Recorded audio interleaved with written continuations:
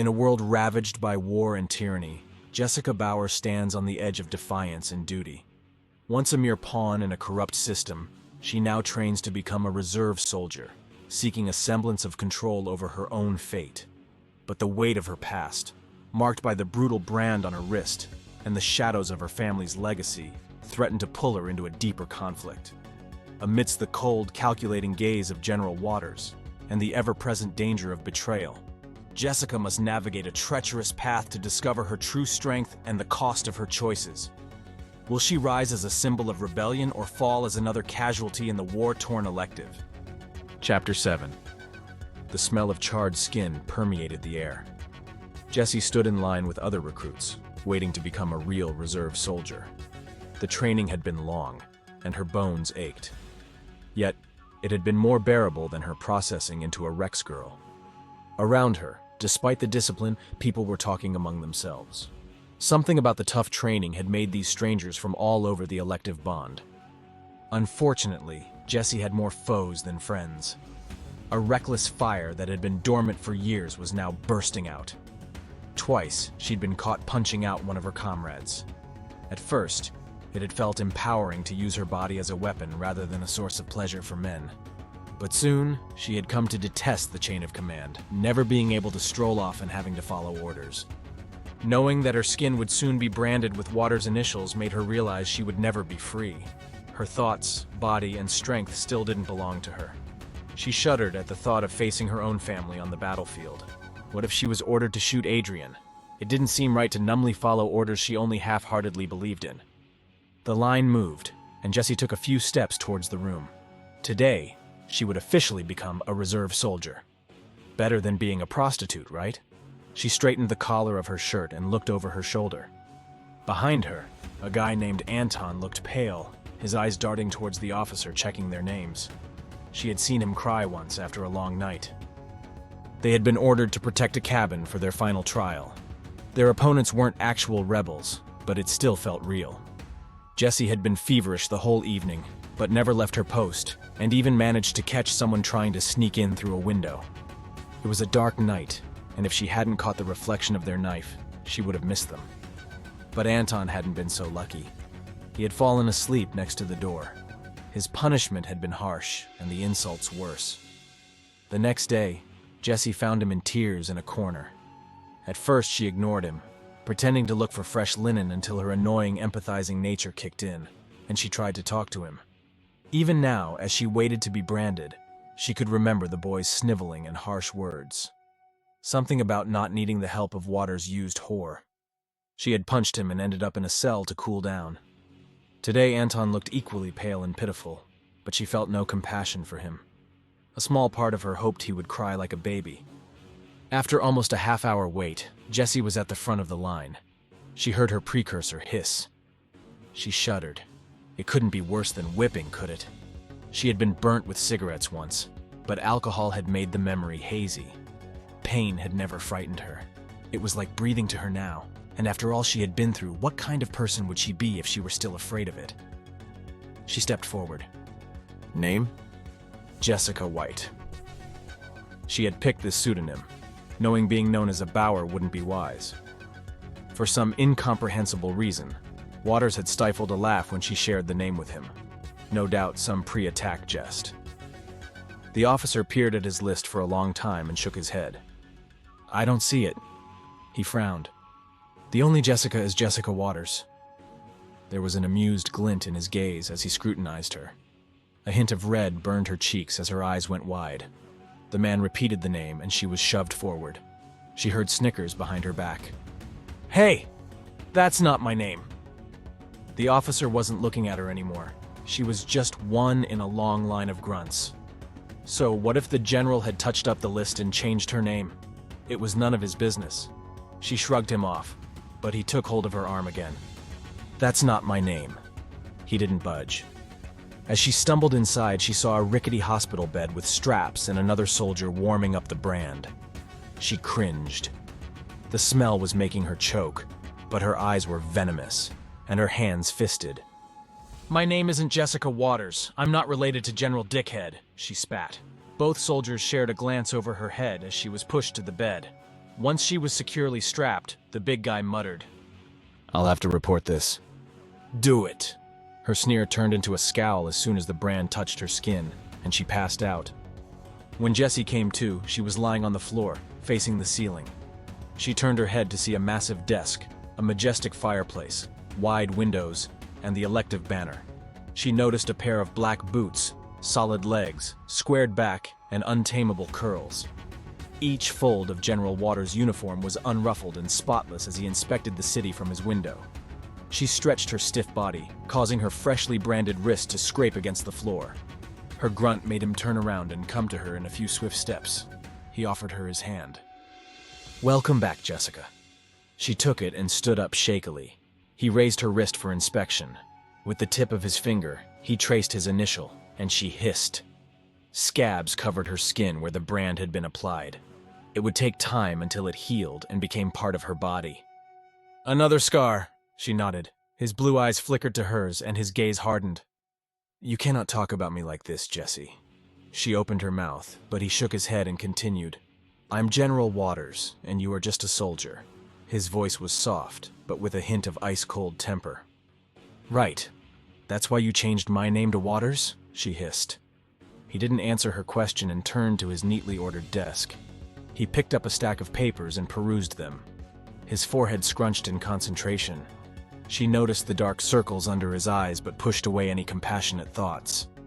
Her wrist was itching, and she found it hard to resist the urge to scratch it raw.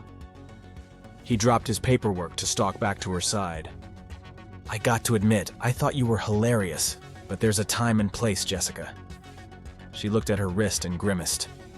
"Seriously?" she challenged him. He shrugged. His step was energetic, but his face lacked spark. It was strange how his eyes could go from limpid blue to a murky, darker tone, just like his mood.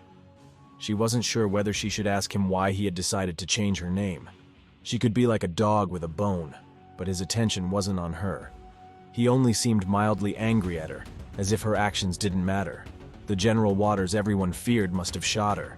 He examined the view from the window. "I know how to find Thomas." His voice sounded distant. Jessie bit back a remark about his obsession with Thomas. The few times she had seen him since the beginning of her training, he had shared one crazy plan after another to catch his former brother in arms. He seldom asked for her opinion, but when he did, she would just joke about his single-mindedness, and he would drop it. The truth was, it terrified her. She couldn't care less about her unknown uncle, but each plan evoked a violence that would make her brother and parents collateral damage. He went on droning without a pause. She could have been a statue for all he cared. She sighed as she studied the massive fireplace. At least, he was distracted from her insubordination. "It's going to cost, but it will be worth it." He unbuttoned his collar and massaged his neck. His eyes wandered to her face, making her flinch to attention. But it wasn't the general looking at her, just the man who could ramble for hours about his lost friend. There was a pregnant pause, and she felt compelled to speak up. "Why? I get that he was a dick, but why can't you let it go? Have some self-respect, for Christ's sake!" she blurted out. He pinched his nose, and his gaze pierced her. She was really playing with fire. "Self-respect? Damn it, Jessica. This isn't about self-respect." He flounced towards the window. She took a step back and felt sweat trickling down between her shoulder blades, but her eyes had a deadly glare in them. There was a well of fury inside her, waiting for the right recipient to fill. "Oh, really?" she snorted. "Just because Thomas called you nothing, you want to kill him. Then what? He will die knowing how desperate you are for his good opinion. It's pathetic." She hardly had the time to finish her sentence. He was in front of her, and his hands were around her slim wrists. The pressure was unbearable on her barely healed skin, but she gritted her teeth. "What did I say about time and a place?" she offered in a feigned light tone. He shook his head in disbelief and let go of her. He started to pace. She kept her gaze on the M that she would never be able to take off her skin. She had chosen this, hadn't she? Her gaze drifted to Waters, and she took a deep breath. Yes, she had chosen to stay here with this monster. But Waters' mask had melted away again, and his eyes were wild, his cheeks aflame. But he didn't look like he would start shooting people. "I just don't understand." One second he was just Thomas, and the next, he's saying those things. All I did was for him. What is that? The tone of his voice reminded her of the man she had encountered on her first night here. It was difficult to ignore the pain etched on his face. He looked like a wild horse struggling against domestication. He seemed out of place in this grand, sparkly office. No matter how many beatings or deceits, Jessie's kind heart had never sealed itself into stone. Maybe that was the reason why she was stuck in this predicament. Following the compassion she had been struggling against for so many days, she stopped him in his pacing by placing her hands on his shoulders and her head between his shoulder blades. He stopped in his stride, and she could hear his breath rushing in and out of his lungs. I don't know Thomas at all, but I don't think you're going to solve anything by hunting him down. What about talking? He snickered but didn't push her away. Her warm body pressed against his back made him feel less alienated. In this war against the Bauers, Jessica was still here, but he knew the worth of the loyalty of a Bauer. You should know by now that nothing is solved by talking, Jessica, especially since you've been busted more than once for talking with your fists. He turned around and lifted her chin with his thumb. He had intended to stare her down, but instead, his gaze dropped to her mouth and she bit her lower lip. His lips crashed on hers as he pulled her against him. Her hair tumbled out of its ties in his grasp. She breathlessly kissed him back, pulling him closer by his collar. She heard the fabric rip, and she pulled away slightly, panting. Everything was suddenly hot and hazy. Her lips already felt kissed out as his own worked at them frantically, and her loose hair enveloped them both in a soft curtain, shutting the rest of the world out. Aren't I supposed to go back to my detachment, General? Haven't you got 2 days off? He answered with laughter in his voice. She shrugged, but remembered hearing something like that. Her hands went back to his neck, and her fingers lingered on his nape. He briefly closed his eyes. Don't you think we're too dressed for that? He opened his eyes, made a face, and pulled her hands away. I have a meeting. All that for nothing. She licked her lips and shrugged. She unbuttoned the top of her uniform. His brow furrowed. What? I don't have a meeting, and these uniforms are scratchy and uncomfortable, General. You're impossible, Jessica. She undressed further, but he finally turned back to his desk and picked up a report he had received earlier. But his gaze wandered back to Jessie. She was rolling down her pants. He wasn't sure whether she was aware of his gaze, but she went on undressing. He pushed the leather ledger on his desk and crept closer to Jessie. She was busy pulling off her tank top. She met his hungry gaze with a mischievous smile. He leaned closer to breathe her in. She smelled like sunshine and laughter. She took this opportunity to kiss him. His resolve to chastise her or focus on his scheming melted away the instant her tongue slithered to his. In a flash, they were pulling at each other's clothing or whatever was left of Jessie's. He took a step back. I don't have the time. Well, I do. She bent to take off her boots and slip off her pants that were hunched around her ankles. Pretty soon, she was standing stark naked in front of him. They could hear people going about their day beyond the door. His mouth was open, but he could only look at her. Her smile was gone too as she stumbled beneath the intensity of his gaze. She backed up until her backside was met by the smooth desk. She pushed away his papers, the books crashed on the floor, and settled herself on it with her legs dangling down. She wasn't sure if Waters was scowling or leering, but she had caught his attention away from anything but her. She was heady with desire, and knowing she had this effect on him.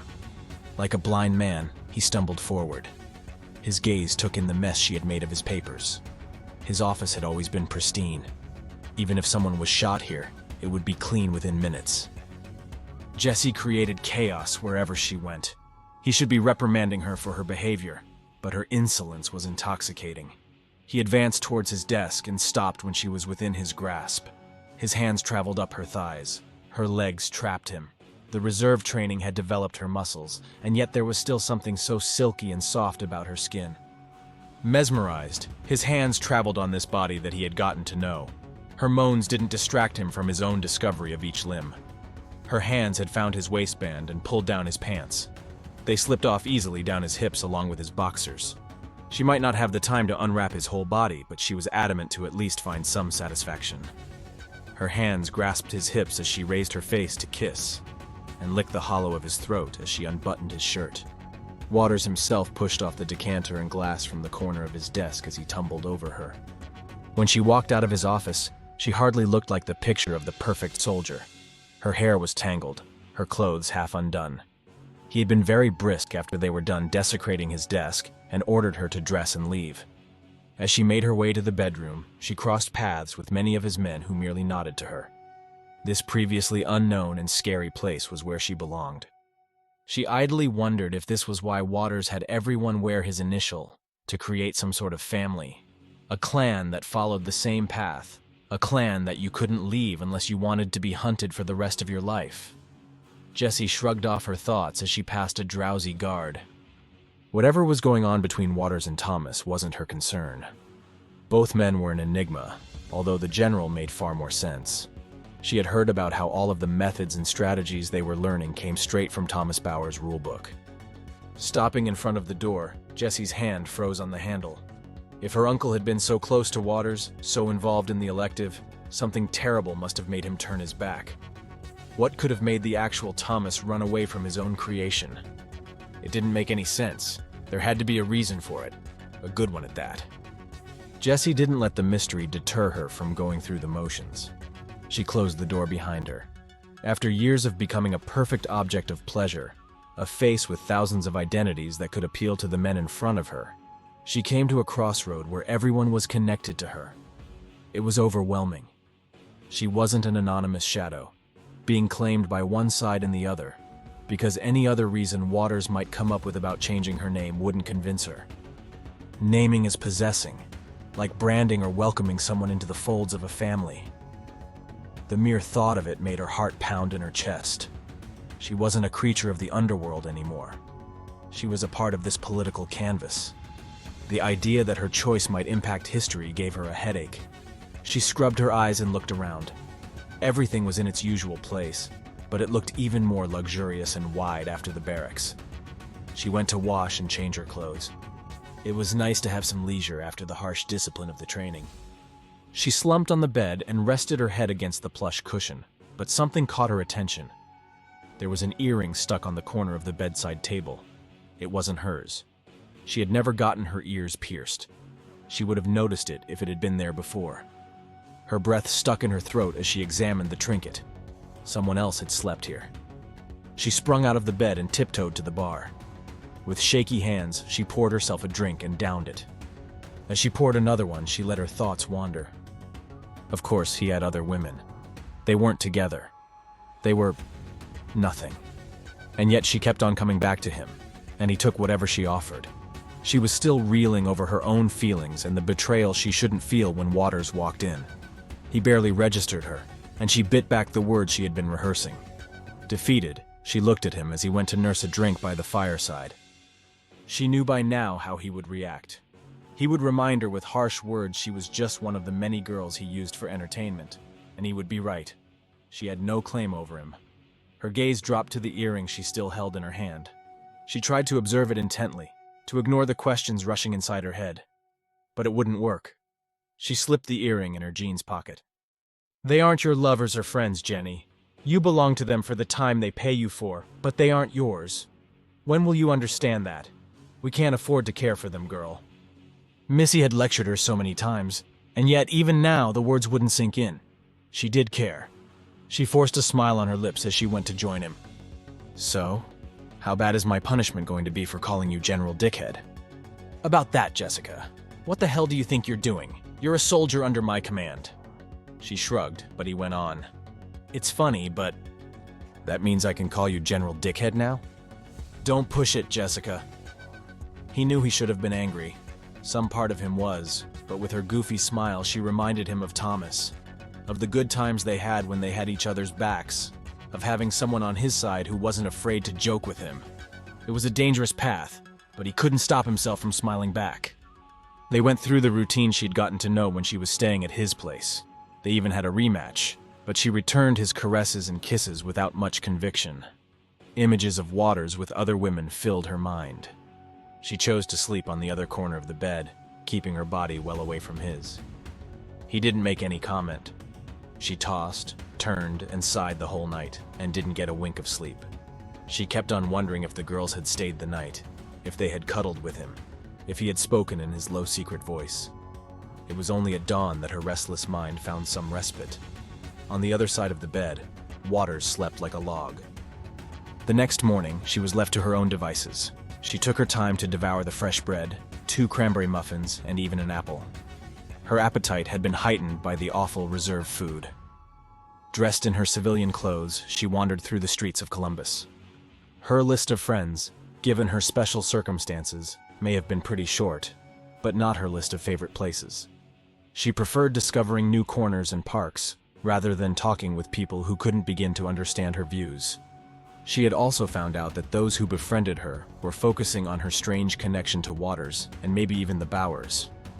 The politics of friendship within the ranks were too much like those of Rex's own special army, and thus she only interacted when it was needed, and mostly with people who were not connected to the reserve or Waters.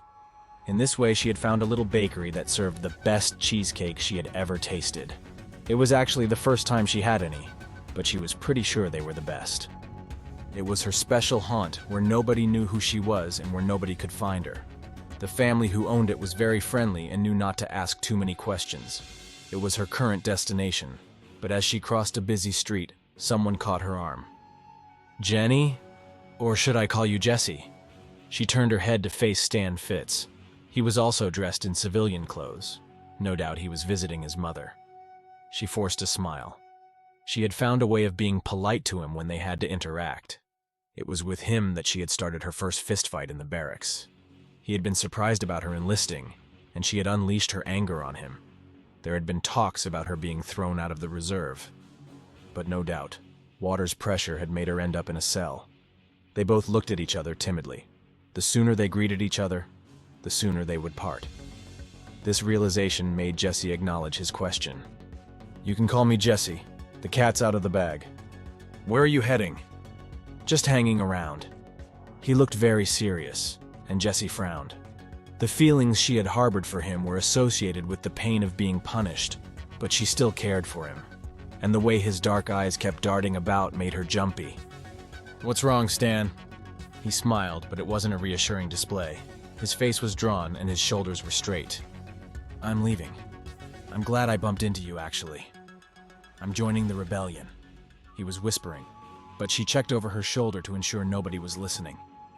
"What?" "I've been feeding the rebellion with information and I know where your uncle is. I'm joining them, and I think you should come with me." Jessie just stood there looking into his eyes. Her hands were jammed in her pockets. It seemed like they were stuck in some kind of time lock and couldn't escape the same predicament. This time, she was the one holding the key to his freedom. She couldn't help but admire his stance. He looked proud and strong, nothing like the boy who had betrayed her for his father's good grace. "Stan, you shouldn't tell me this. If you want to go, go, but don't tell me anything." Her voice was wavering, but he closed the gap between them and kissed her cheek. She jumped away. "He's a ticking bomb. Everyone's looking for a way out, and so should you." She shook her head. Her hand brushed where his lips had kissed her. "Look, I understand why you're running for the hills. I can't leave." "Can't leave because of him?" She shrugged, and he shook his head with a disgusted look. "Any message for your family?" This time she looked at her feet. "Just let them know I'm okay. Don't tell them about the reserve and the other stuff. They wouldn't understand." He nodded. "I won't tell him, Stan. I promise." With that, she turned around. Stan looked at the forlorn figure speeding away. The guilt that would never leave him made him want to take her with him, screaming and kicking. But he wouldn't forget her tirade about losing the ability to make her own choices because of him. The least he could do was to honor her decision, no matter how wrong she was. Jessie wiped her watery eyes. Her desire to go huddle in the warm bakery was gone. She didn't want to be around people anymore. She made a beeline for the mansion. Part of her, that very dark and twisted part, wanted to tell Waters about it. Time for Stan to know how it feels to be betrayed. When she faced Waters at dinner, the words kept bubbling to her lips. But every time, she would remember how brave and earnest Stan had looked. Waters wouldn't hesitate to hunt the traitor down and leave a shell. Now that her own cell had been broken, Jessie couldn't bear the thought of seeing someone else going through the same thing. As she played with the peas on her plate, She surprised herself when she realized that she didn't hate Stan. She actually wished him well. She lifted her eyes from her plate to look at the man in front of her and knew she didn't hate him either, no matter how many times he tried to destroy her family. Waters felt her gaze on him. Jessie had been acting strangely since her little show in his office. She looked like a broody and grumpy Thomas, and he knew it didn't help to poke the bear. He was glad that she hadn't pushed to know why he had changed her name in the reserve list. She wouldn't dare mock him openly, but he was pretty sure she would snicker if she knew it was a reaction from reading reports saying that Samantha and Thomas Bauer had been seen trekking through the countryside together. The story seemed so familiar that it bored him to tears. Thomas always had a family and the forgiveness of his loved ones, while Waters was left on the outside, looking in. He had nobody to claim as his own, not even his damn army, as it was still following Thomas's guidelines. But Jessie, who had willingly turned her back on the other Bauers, was within his grasp. He spied the brand on her wrist and the hint of a smile graced his face.